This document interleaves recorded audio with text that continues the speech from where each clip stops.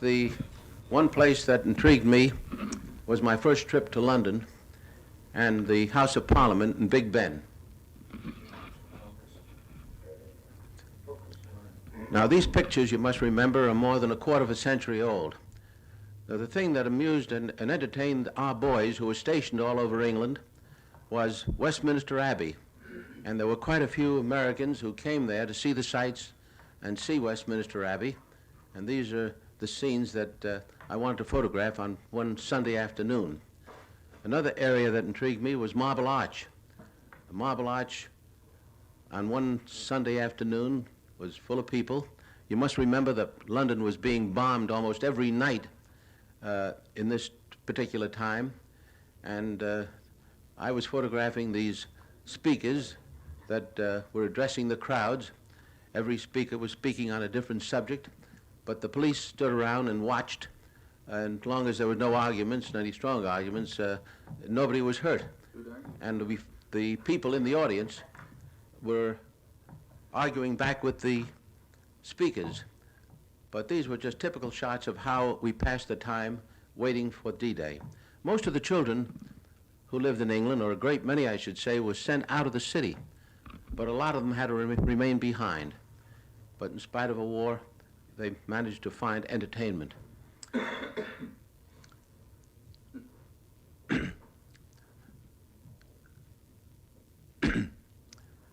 I was rather surprised to see these children drinking out of community drinking cups that were changed to the fountain. And I'd like to make candid shots of these children so they didn't notice me, but every once in a while they did. But this youngster is taking a cool drink on a beautiful Sunday afternoon. And we discovered that the St. Paul's Cathedral had been hit several times, but not badly damaged. And of course, one of the other attractions was Buckingham Palace and the gates, which were protected by British troops, not in the bearskin hats which they wore in peacetime, but in full war uniform. And this is the way they paraded up and down. They weren't performing for the camera, but they were actually doing their duty. But you notice the barrage balloons in the background. London had barrage balloons all over the area. And it was said that if it wasn't for the barrage balloons, with all the equipment that was being brought into the country, that the islands would sink into the sea, but the barrage balloons, they said, was holding it up. You must remember, too, that food was pretty scarce in London at this time, and it was being brought in whatever way they could and being unloaded. But it isn't often you get a bright day like this in the spring in London, and this was an opportunity to show what the soldiers were doing while they were waiting for the invasion. This is Fleet Street. Discovered this Irish policeman guarding the street, and we saw considerable damage in the area. But soon, we were down on the south coast of England, where we met some of the other correspondents who were scheduled to cross the channel with us. And you'll probably recognize some of the old-timers who covered the war in that particular time. I was given a shovel to defend myself, and it proved to be a valuable instrument. And here we see Larry LeSueur of CBS. Larry LeSueur was covering the war for CBS, and so was Wertenbecker on the left, Jack Thompson of the Chicago Tribune, Ernie Pyle here, and this is a close-up of Jack Thompson, and this is O'Reilly, Larry O'Reilly of the Associated Press. This is Wertenbecker, and we're saying our farewells because we were expected to meet again in Paris.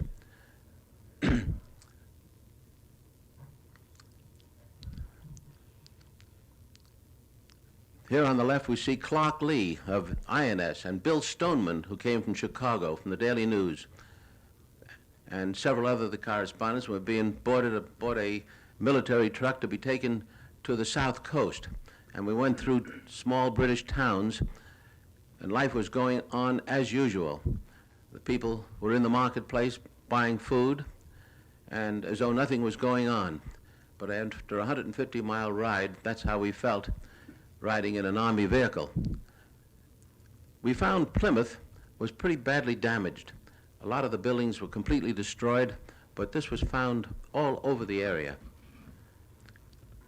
Soon we were approaching the dock area, and we found these American jeeps ready to be boarded aboard landing craft, and you notice the bars that are attached to their bumpers. And they're designed to cut wires that the Germans had a habit of putting across the road that would sometimes cut off the head of the drivers. We weren't allowed to wander around the area by ourselves. Each crossroad point was under guard of both an American and a British soldier. And if they wanted to see what you had in your bedroll, you had to show it to them. But this is the care that was taken that the secret of the invasion be kept as long as it could. These are the two men, Wes Carroll of the OWI and Pete Carroll and Wes Haynes, rather, who were with me, and we went aboard an LCI number 5. Pete Carroll here came from Boston, and he was a photographer for the Associated Press. And we tried to keep our mind off what was coming, and we knew it was going to be a short time before we would be on board. We had our first taste of K-rations, which didn't taste bad if you were hungry. And we also were able to see the beautiful countryside in that area. And these are the sort of shots I wanted to bring home to show my family and friends.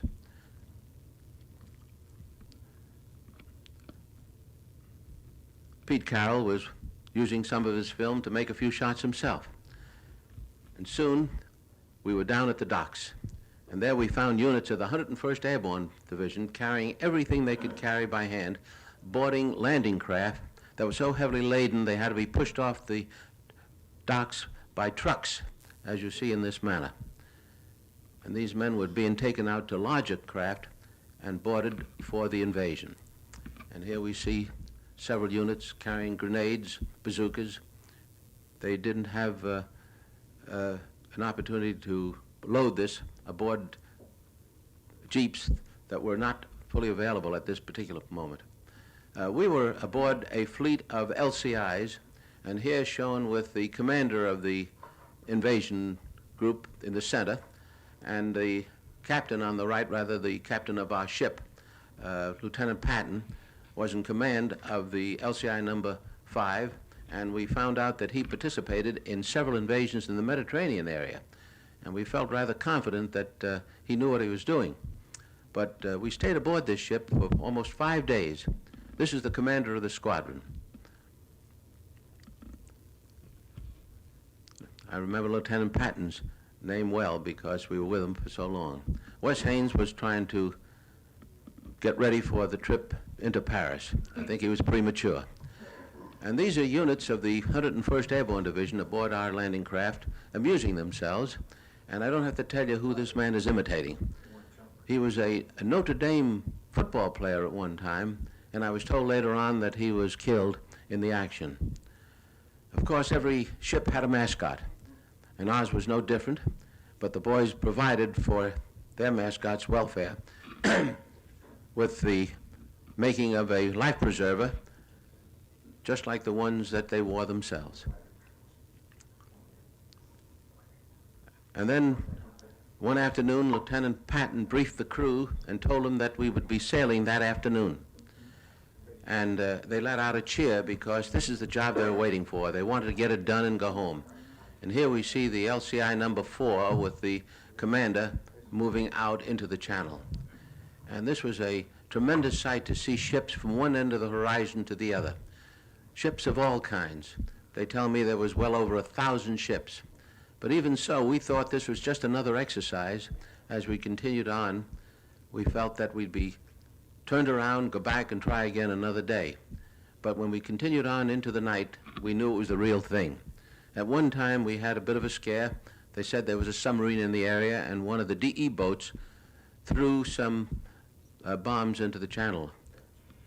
And they exploded, but we never saw any attack at all. Here are some scenes actually taken close to the beach, where the ships made a right-angle turn and headed for the area where we were to land.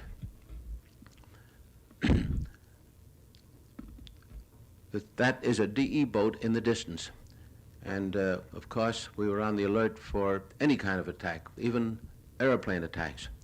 Fortunately, our Air Force did their job well, and at no time did I know of a German attack except after we had landed two planes attempted to strafe the beach, and I happened to be in the area. Now, these are some scenes that I took with my camera that was reduced to 16 millimeter. This particular scene of these men going ashore was taken by an automatic camera aboard a British landing craft, and they were the first men to land. The reason it was taken by an automatic camera was because they wanted to have a record of what happened should the landing fail. At least they might have a record, if they were able to recover the film, of what happened and how to avoid it if they had to try another attack. But here are some scenes landing on the Utah beach, and this is the way we went ashore. This is, again, is at the British beach, but you notice the men didn't dash ashore after being aboard a landing craft for 5 solid days. They just walked slowly and cautiously, fearful of bombs and mines that were sown in the area. You notice they had their rifles wrapped in cellophane. But this is the way we had to go ashore. And I needn't tell you that a lot of the boys didn't make it. Here's one of the famous scenes taken from black and white film of 2 men being shot down right before your eyes. Here is Pete Carroll and Wes Haynes carrying our own equipment, and the ship is grounded on the beach. The section of the beach we were on was being attacked by enemy fire, and in the previous shot you could see a bomb actually land not too far from where we were. There it is again. And the bulldozers were trying to clear roads to let our jeeps and tanks move forward. And even though it was June, the area was quite cold, as it usually is in that part of Normandy. Of course, the men dug their foxholes a little deeper, and we had the good fortune of finding a concrete wall which helped serve as protection. But even now, we're taking some of our wounded back to the beach so they can be transferred back to England. But when the tide went out, the ships could not come in close, or those that went aground had to wait for tide to be refloated if they weren't hit. We stayed on the beach the first night and lived in a foxhole, and soon we showed some of the first prisoners taken in the area late the first day, who were captured close to the beach and were sent back to England because there was no room to keep them there. This is our first command post, where General Collins on the left is talking to some of his officers, and we were able to get some of the first hot food at this place, and I didn't realize how hungry I was until I saw these pictures. There's Larry LeSueur again and Bob Landry on the right. Bob Landry was covering the war for Time and Life.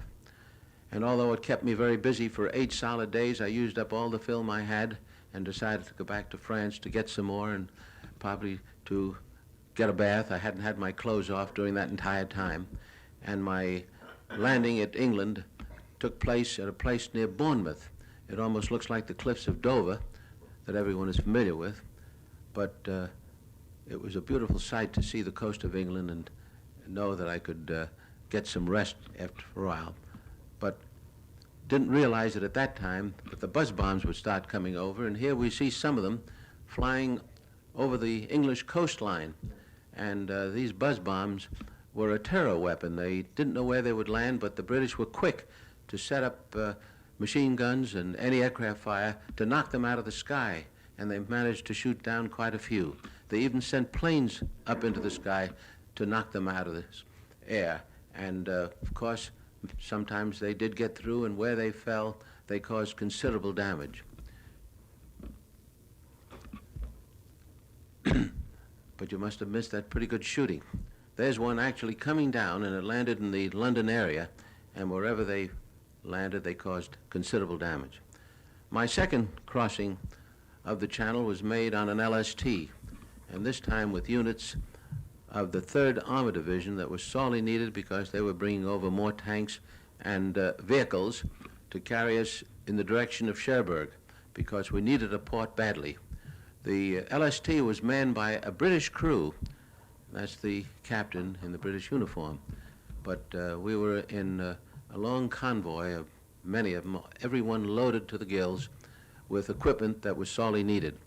But here you'll get an idea of what the beach looked like, and these ships are actually waiting for the tide to recede so they could send their equipment ashore without going through deep water. On D-Day, they had to go through the deep water. And at this particular moment, they're waiting for the ramps to be rebuilt after a severe storm so they could go ashore without damage. Now, you can see the problems they had on D-Day because when the landing craft hit the sandbars, the men started wading ashore and found deeper water ahead, and those that had their life preservers too low around their waist turned turtle, and many were drowned. But these are units of the 3rd Army heading in, crossing the deep spot just ahead of them, and headed toward Cherbourg itself. This was a remarkable sight, and the ships were lined up as far as the eye could see, bringing supplies ashore. We needed Cherbourg badly because we thought we could use it as a port, but we found that Cherbourg, shown here, was pretty badly destroyed by the Germans themselves.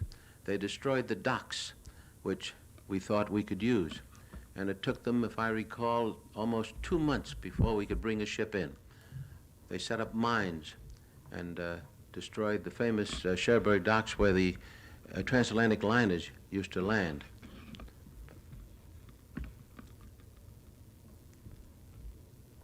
They not only destroyed the docks, but also the inland bridges that crossed the rivers that entered the Cherbourg area, the canals.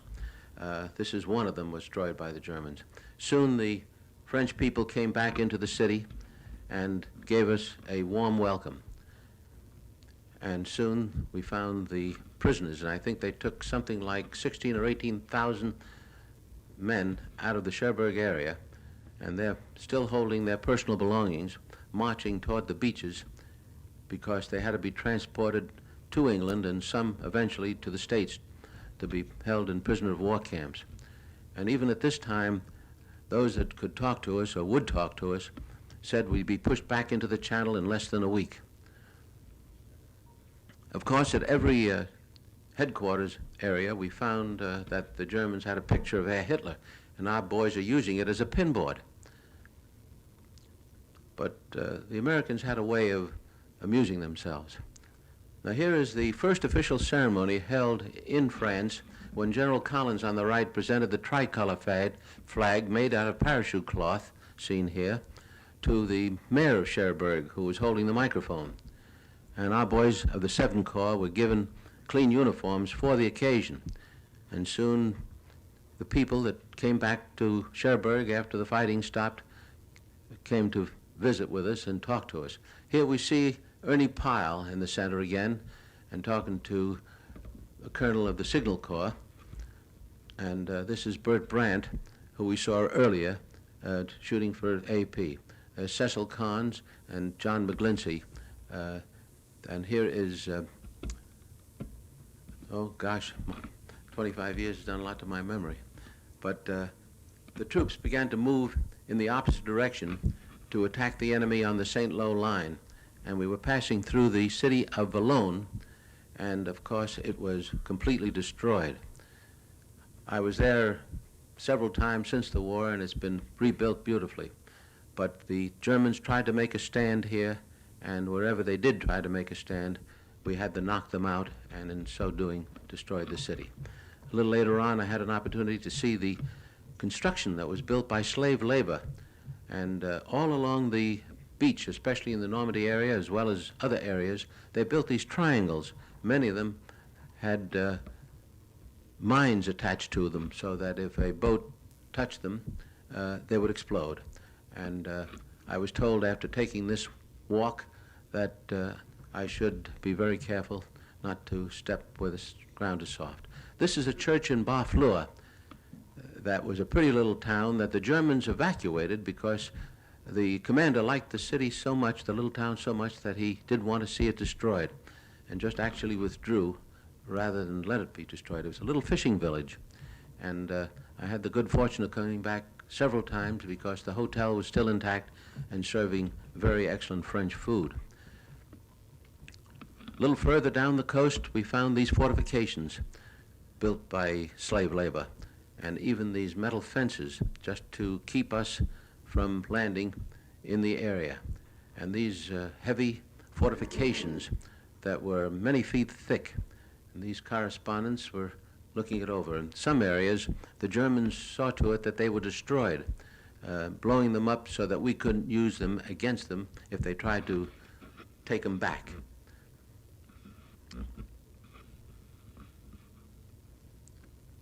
They even destroyed their own weapons.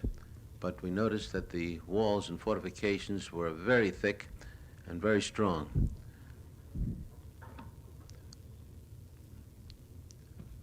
The area was taken over by the Navy, and there was an observation post right on the end. This was near a town called Granville, and there is the lighthouse at the point that sort of separated Normandy from Brittany. And that's the observation post the Germans used, and it's under the command of our naval officers to use as an observation post. Soon we brought in some of our big armament, and they were set up in a field and firing at German positions. But even though the guns were firing, the French people were bringing in the crops as though nothing was happening. This surprised me, and I couldn't help but wanting to make a picture of it. Of course, these heavy guns caused terrific concussion, and it was difficult to hold a handheld camera that long. One of the first things that the Americans did was to build an airstrip in the St. Mary Glees area, not far from the coast. And they used a strip that was supported by metal wire to keep the planes from sinking into the ground. And they were using it also as a place to take off from with 500-pound bombs under each wing. But the strip was so rough that frequently the bombs would break loose, and even though they were armed, they had to be disarmed and taken off the runway.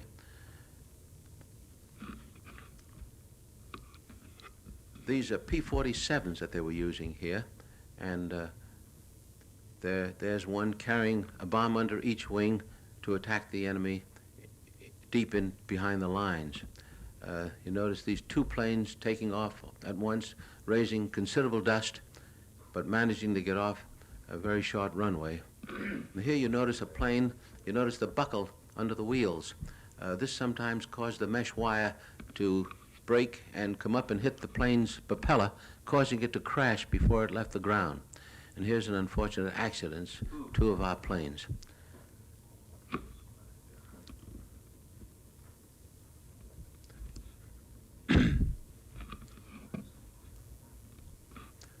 Here we see some pictures made by automatic cameras that were installed in the fighter planes, because when a pilot reported that he had shot down an enemy plane, he wasn't given credit unless his pictures proved that the plane was shot down. And these automatic cameras would operate in conjunction with his machine guns. And if you look closely, you'll see the pilot jump out of the plane in the shot. But you notice, too, that a lot of these planes are still carrying the extra fuel tanks that they were carrying underneath the wing. And whenever the bullets hit that tank, the plane would explode, as you will see here. But when you saw shots like this, you know that the pilot never got back. And one of the highlights of our trip across France was Mont Saint-Michel. Mont Saint-Michel was on a river that separated Normandy from Brittany. And here we met some of the other correspondents. This is Bob Capper of Time magazine, and I know there's a member in the audience who knew Bob Capper. And Bob Capper was eventually killed. He was covering the war in Indochina when the French was fighting. But at Mont Saint-Michel, we found the Poulard Hotel, run by Madame Poulard. And the reason we liked the place is she served some delicious omelets, for which she was famous. And that's Madame Poulard and her famous hotel in the background. And a lot of the correspondents gathered here to fight the war from this point, because we were closer to the front line, if you could call it such, than we were at our main bases. And there we see the river that separates Normandy from Brittany. This is a beautiful little island, and the building at the top is a monastery that was still intact. It was not destroyed at all. And here are some of our GIs looking over the sites of the monastery, being shown around by a woman guide. Soon we met some of the other correspondents we knew, and here we see Charles Collingwood, the gentleman on the right, with Helen Kirkpatrick of the Chicago Daily News, and Joe Liebling of New Yorker magazine, the bald-headed chap, and Wertenbecker on the extreme left. Liebling wrote many stories for New Yorker magazine, and he died not many years ago. This is Charles Collingwood and Helen Kirkpatrick of the Chicago Daily News. This is Ernest Hemingway. Hemingway was covering for Collier's magazine, and we met him at Mont Saint-Michel. Here he is seen talking with Bill Walton, who incidentally became a fast friend of President Kennedy. And these were just moments that we could take a little time out to rest. There's Helen Kirkpatrick, and the man in the center in this picture is Bill Stringer, and he was killed trying to get into Paris. One of the things that correspondents tried to do was to get into Paris before anyone else, and he was hit by an 88 shell. But this is just a moment of relaxation. We had a few, and of course, these are the shots I wanted to bring home to the family and friends. But the little island was very quaint, and it was a very old place, but it was fortified in several ways. We discovered that the beaches in the area, especially when the tide was out, would be high and dry, and they put those sticks in the sand to keep our planes from landing. We found a little family of 3 brothers, and even the tall blonde one is a boy, I found out later, because their grandmother is taking care of them. Their parents, I was told, were killed at the Battle of St. Lo. One afternoon, rather late, I walked out behind the island because as the sun was setting, I could get some interesting shots of the island from the seaside, because they have an extremely high tide here and would leave the island high and dry, but the tide would come in real fast, and there was always danger of quicksand, so I didn't stand in one place too long. But the receding waters left this unusual design in the sand. We didn't stay at Mont Saint-Michel very long, but continued on deeper into France. In fact, I went into Brittany for a while and discovered that the boys had found a lake there, which we'll see in a moment. But the countryside was beautiful. It was during the summer, and the crops were still in the field. But our boys, after washing out of a helmet for many weeks, decided to use this beautiful lake for a bath. They were permitted to do so because they were fighting the enemy at an area called St. Malo. And incidentally, you probably recall the Germans held out at St. Malo for many months, almost to the end of the war. And, of course, it's the American sense of humor that helped them win the war, too. But here are some of the correspondents that we sometimes travel together, and we found a little river that proved to be useful as a bath.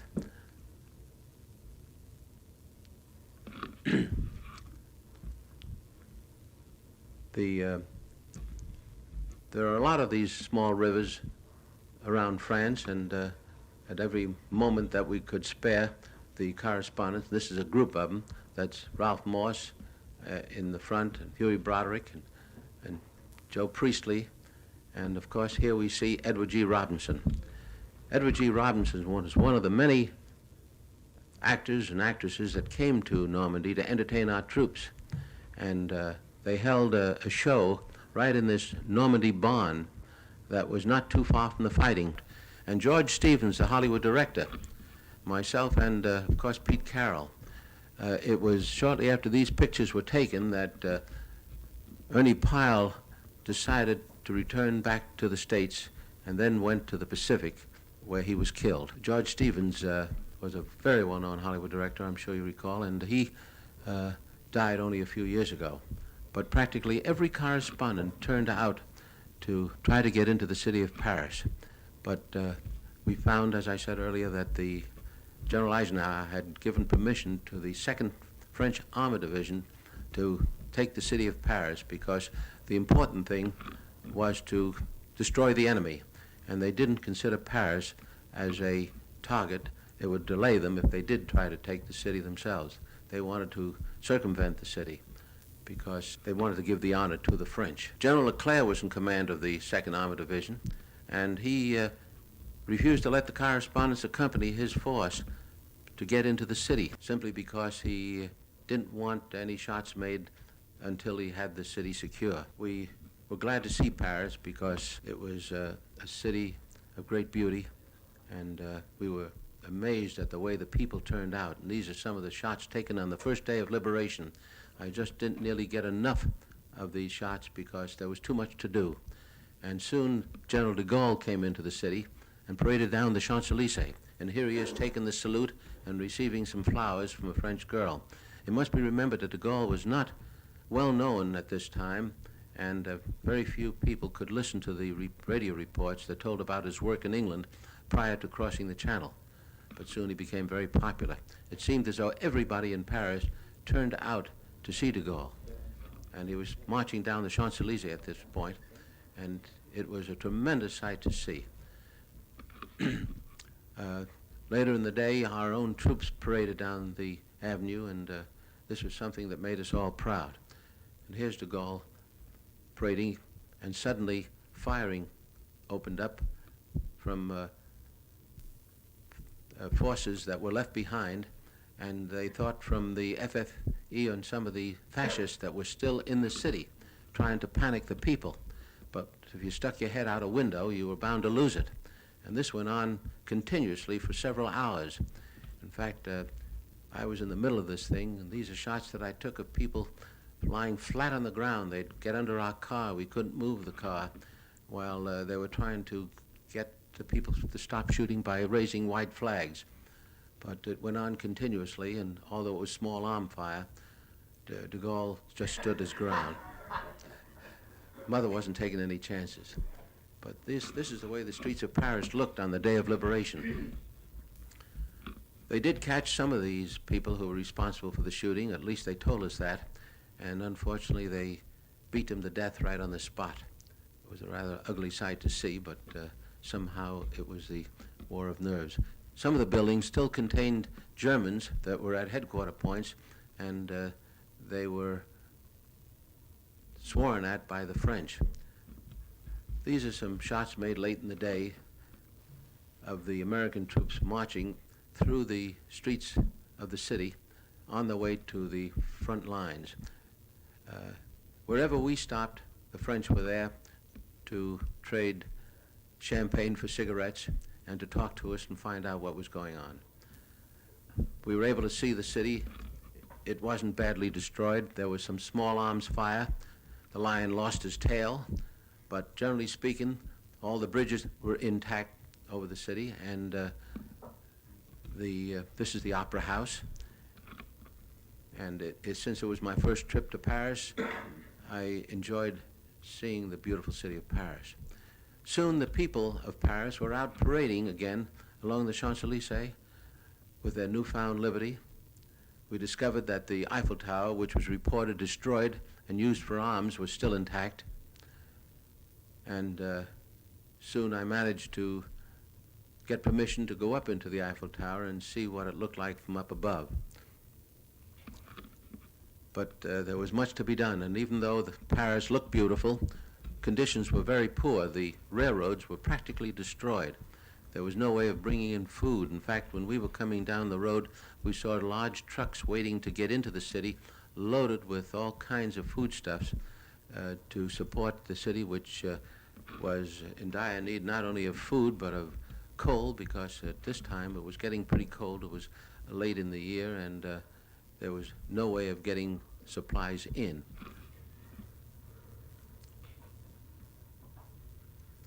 These are scenes from the Eiffel Tower showing the Seine and the buildings close to the Eiffel Tower. And we see some troops parading through the streets. But we had to move on, and soon I had to leave Paris and found myself in the countryside beyond Paris and went into Belgium, where I managed to get into Brussels. These are some scenes of the Auteuil racetrack, which we found was opened shortly after the liberation. This surprised everyone. but they made them close the track after a few days of meeting. But one of the things that did surprise everyone is how well dressed the French women were, and they had a way of using whatever they had to make themselves look really attractive. And I understand this annoyed some of the other Allied countries very much, to think that they could get by like that.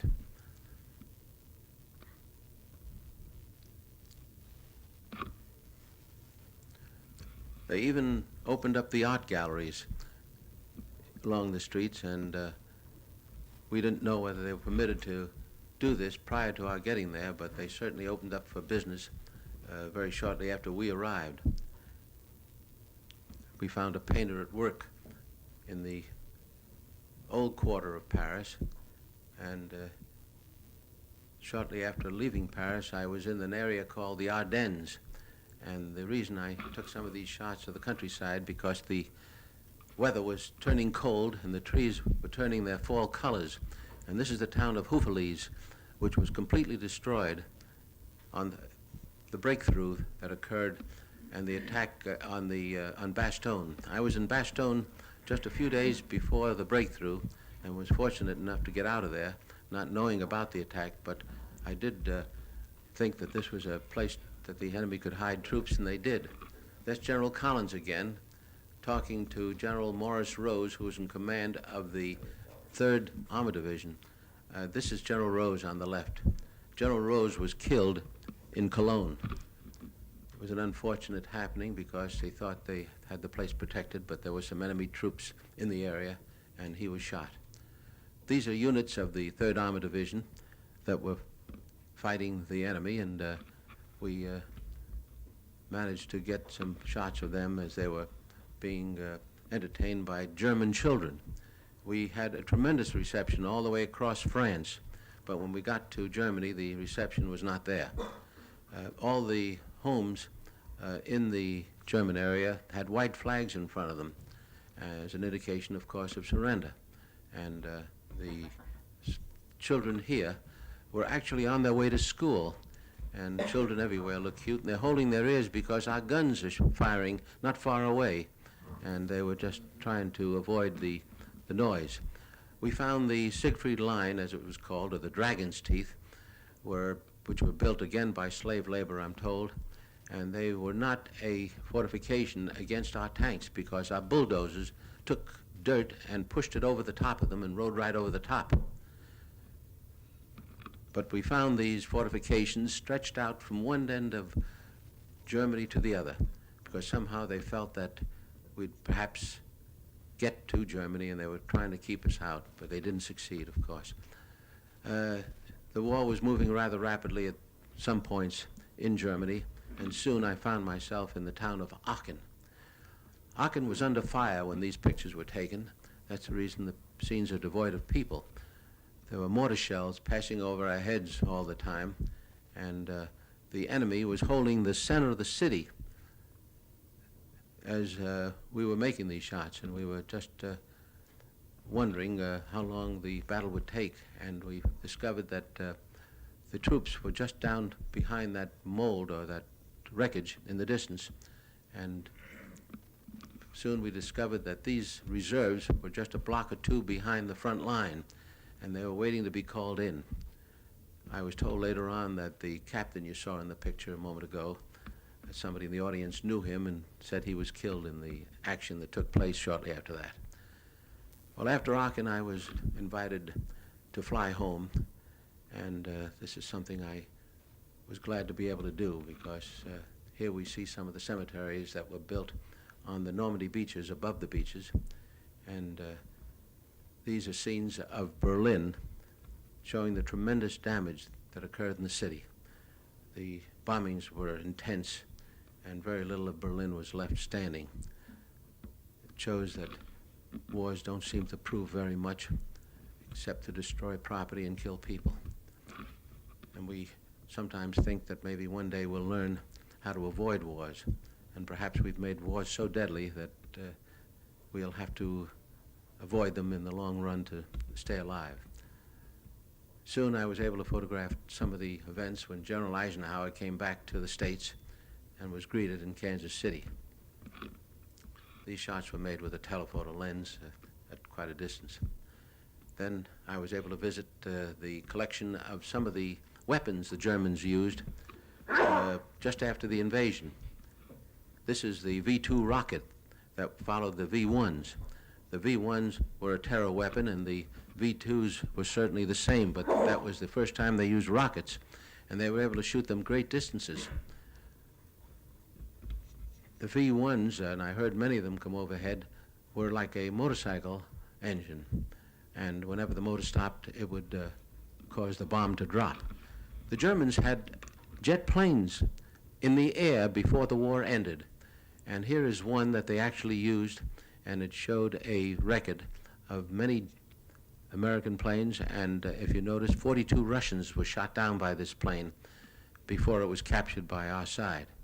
And in this exhibit, we see one of the Japanese kamikaze bombs that was on exhibition, and one of our pilots is trying it for size. And they didn't like the idea that you only had a one-way ticket, because they were intended to destroy the target they were after and the pilot with it. This plane, I was told, was built by the enemy to bomb New York, and it could fly the ocean and back, and they appropriately named it Alles Kaputt. Here we see some shots of what I call what the next war might look like, and this is the explosion of the atomic bomb in New Mexico. And I always like to feel when I show these pictures that perhaps it'll remind people that we ought to remember what World War II was like, and that World War III would be much worse. But I like to say that, repeat what one scientist aptly put it when he said, the atomic bomb is here to stay. The question is, are we? And that brings us to the end of our film, and thank you very much.